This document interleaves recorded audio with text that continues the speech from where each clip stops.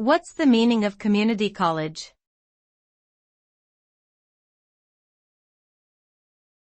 Community college.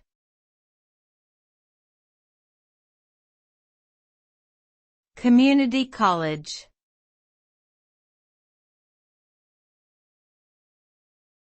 Community college.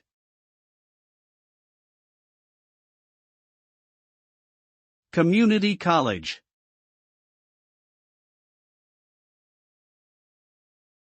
A community college is a type of educational institution that provides two-year associate degree programs, vocational training, and certificate programs.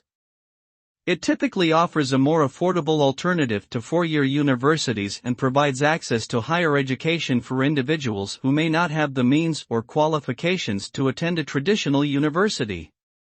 Community colleges often have open admission policies and focus on serving their local communities.